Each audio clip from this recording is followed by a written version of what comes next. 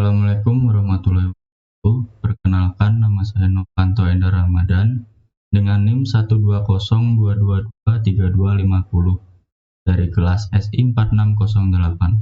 Di sini saya akan memaparkan atau menjelaskan tentang proyek tugas atau tugas besar saya dari matkul KKI yang berjudul Belajar Manajemen Diri dengan Menyiapkan Dana Darurat bagi Mahasiswa. Jadi yang pertama adalah pengertian manajemen diri.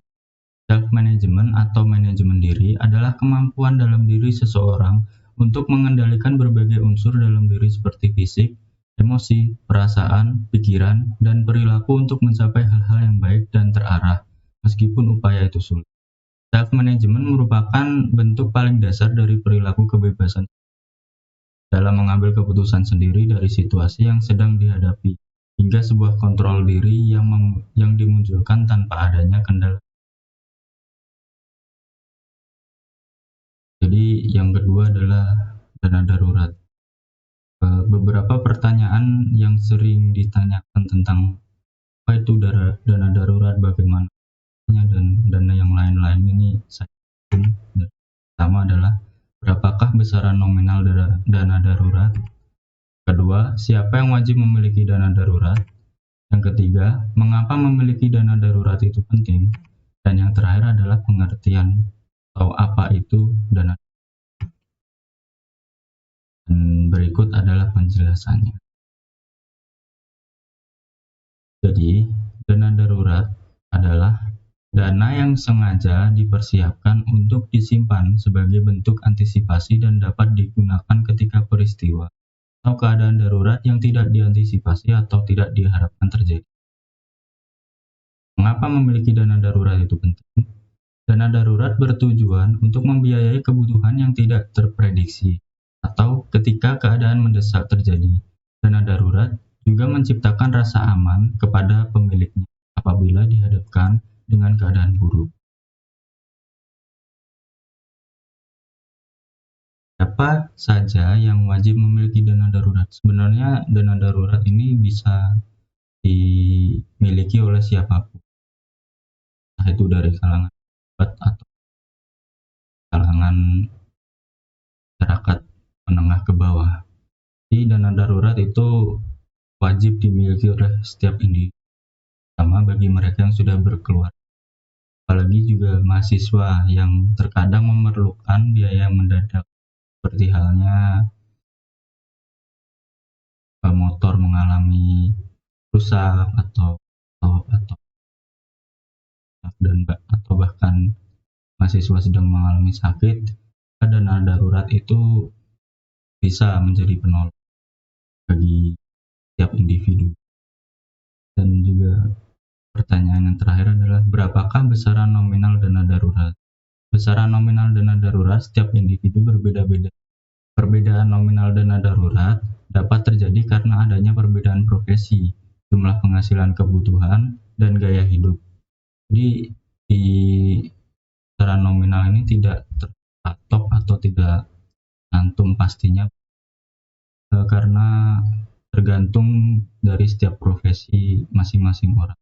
Seperti halnya jika dia profesinya pengusaha atau pejabat, uang lebih untuk disisihkan, maka ya besaran nominalnya bisa puluhan juta. Atau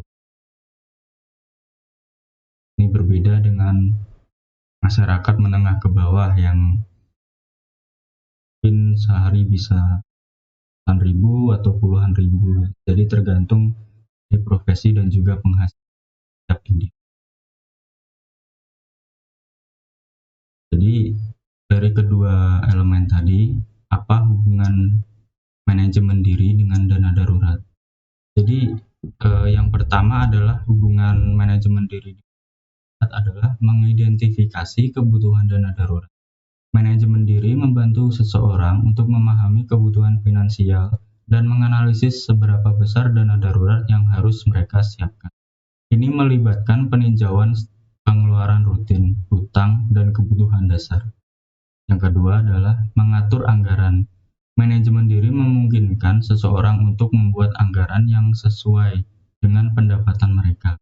Ini membantu mengalokasikan dana untuk dana darurat dengan konsisten, menjaga pengeluaran agar tetap terkendali, dan menghindari penggunaan dana darurat untuk tujuan lain yang tidak terduga. Yang ketiga adalah membentuk kebiasaan menabung. Manajemen diri melibatkan kebiasaan menabung secara teratur. Dengan memprioritaskan pengalokasian dana untuk dana darurat, seseorang dapat secara konsisten menyisihkan sejumlah uang setiap bulan untuk membangun cadangan keuangan yang kuat. Dan yang terakhir adalah mengelola risiko keuangan. Manajemen diri melibatkan pemahaman tentang risiko keuangan dan perlindungan diri terhadap situasi yang tak terduga. Seseorang dapat mengelola risiko ini dengan asuransi yang sesuai, seperti asuransi jiwa, asuransi kesehatan, atau asuransi pengangguran. Setelah beberapa hal yang saya sebutkan tadi, alasan mengapa saya mengangkat topik ini adalah yang pertama, dikarenakan banyaknya orang zaman sekarang yang terlibat. Nah, kenapa saya bisa mengatakan ini? Sebab jika seseorang tidak memiliki dana darurat atau tabungan, dan waktu-waktu dia mengalami suatu keadaan yang mendesak dan membutuhkan dana dikeluarkan, dan orang tersebut tidak memiliki dana, maka terpaksa orang tersebut akan mengambil pinjol atau akan berhutang kepada orang lain. Hal ini sangat tidak dianjurkan. Saya berupaya untuk menyadarkan orang bahwa pinjol itu sangat berbahaya apabila tidak dilakukan dengan benar. Yang kedua, ingin menyadarkan literasi keuangan kepada semua. Kita tahu bahwa Indonesia ini untuk literasi keuangan sendiri masih minim, sehingga tujuan saya juga mengangkat topik ini adalah ingin menyadarkan literasi keuangan kepada semua. Yang ketiga, ingin menyadarkan orang pentingnya hubungan manajemen diri dan persiapan dana darurat. Seperti yang saya sebutkan di hubungan antara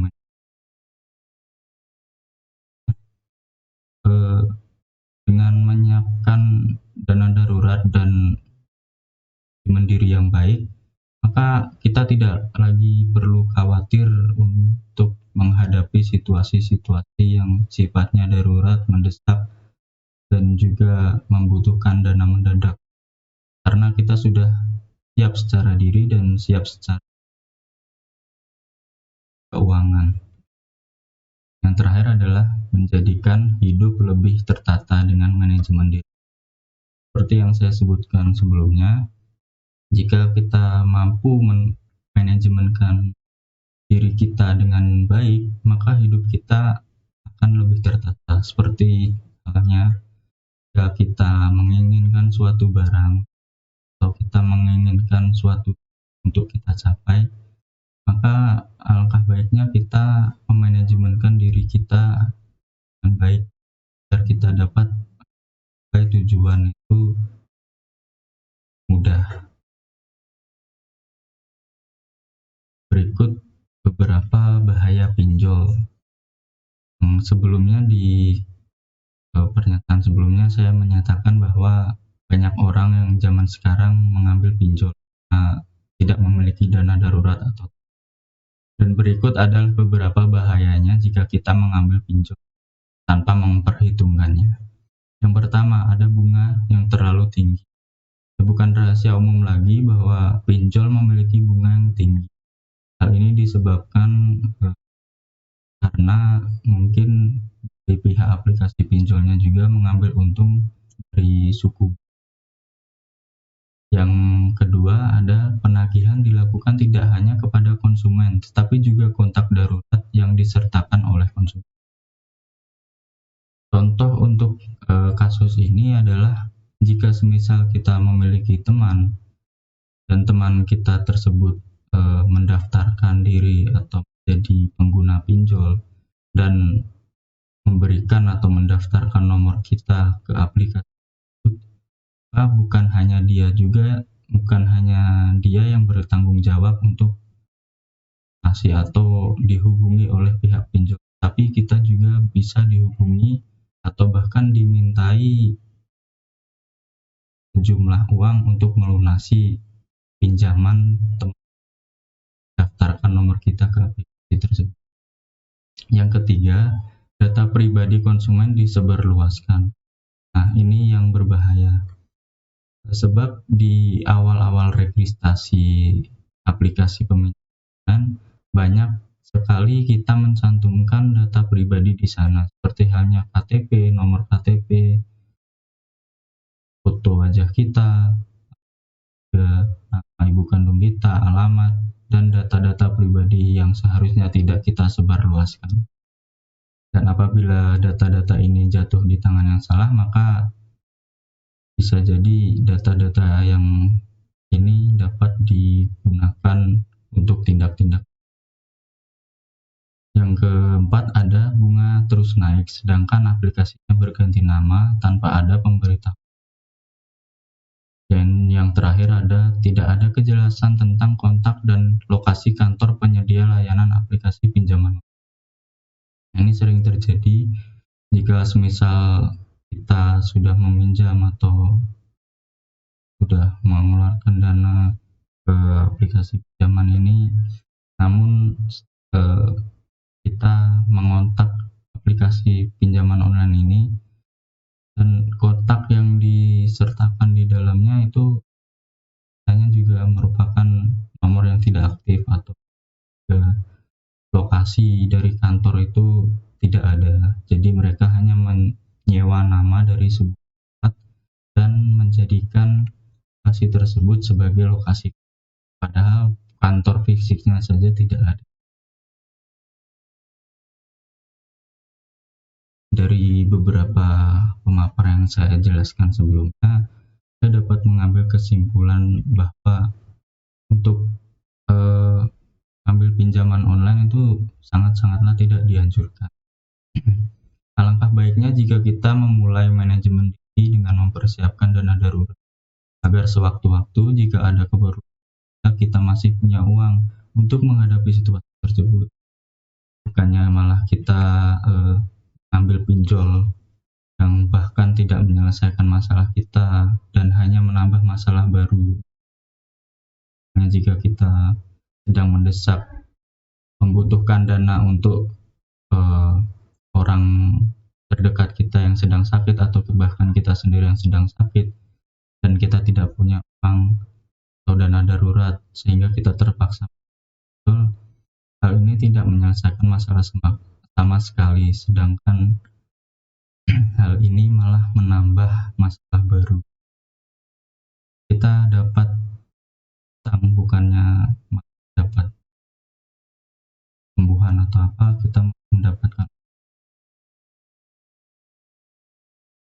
Saya juga mengutip pernyataan dari Presiden kita, Bapak Insinyur Haji Joko Widodo, bahwa beliau mendengar masyarakat bawah tertipu oleh bunga tinggi dari pinjaman online yang ditekan dengan berbagai cara untuk mengembalikan pinjamannya.